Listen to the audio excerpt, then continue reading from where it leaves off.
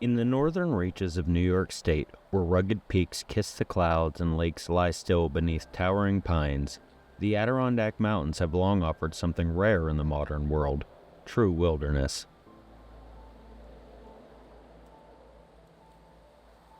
For generations, they have stood as a place apart, a sanctuary from the relentless march of urbanization and industry.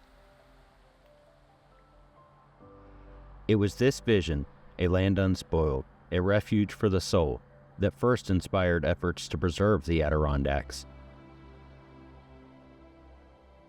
Writers and poets spoke of the region in almost spiritual terms, casting it as a healing retreat for the body and the mind. One of the earliest voices, author William H. Murray, called the Adirondacks nature in her wildest and grandest aspects. To him, and to many others, this land was not merely beautiful, it was sacred. Yet preservation was not solely born from poetry.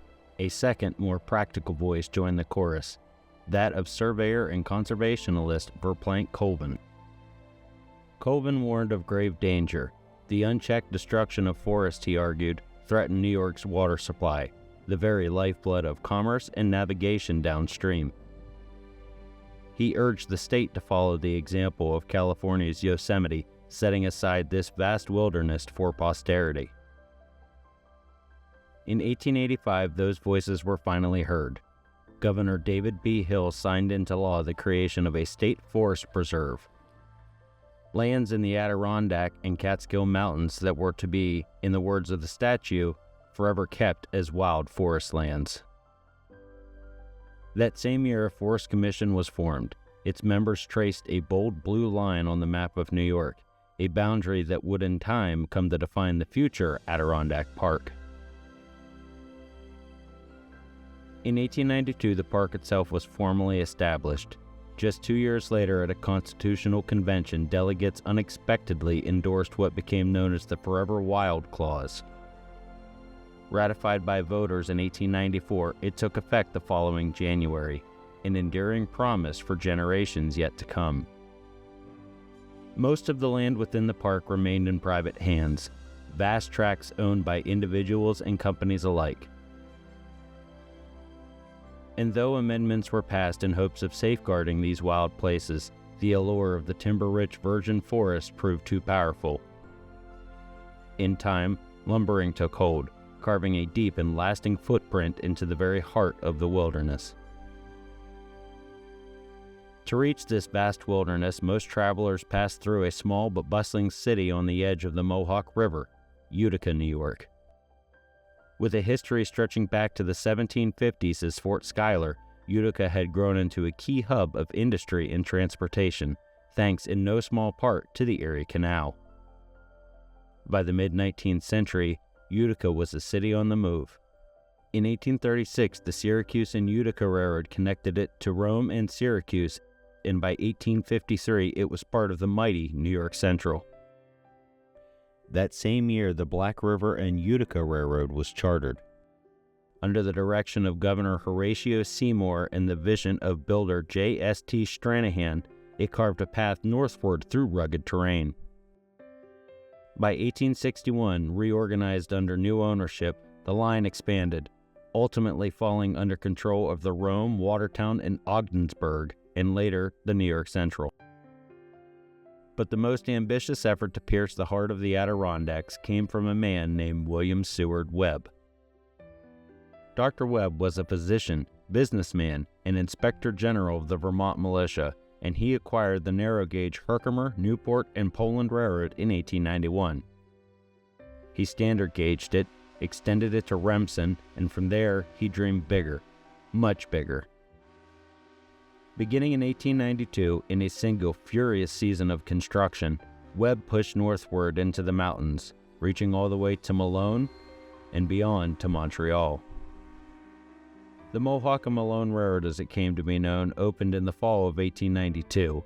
A year later, it was absorbed by the New York Central, and from that moment on, the Adirondack Division was born. Its southern terminus shifted from Herkimer to Utica. Branch lines and connecting roads fanned out like arteries to storied locations such as Saranac Lake, Racket Lake, and Old Forge. Tourism boomed, freight moved by the ton, and on summer Fridays a sleeping car would depart Grand Central Terminal in New York City bound for the cool air of the Adirondacks. Sometimes 5 sections of the same train would follow. Yet change was coming. Roads improved. The automobile gained ground. Through passenger service to Montreal ended in 1953, and all passenger service was discontinued in April 1965. In 1968, Penn Central inherited what remained, and freight service limped into the early 1970s. Then, the line went quiet. The state purchased the rails in 1974. However, they remained in limbo until the Olympics. By late 1979, New York State and a group of investors revived the line just in time for the Winter Games in Lake Placid. Then operating as the Adirondack Railway, the line was plagued by derailments and slow service, resulting in a short-lived revival, and by 1981, trains stopped once more. Yet even in stillness, the rails endured.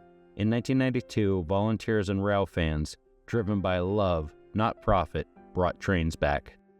The Adirondack Centennial Railroad opened a modest 4-mile stretch between Thandera and Minnehaha. It was the beginning of something new, something successful.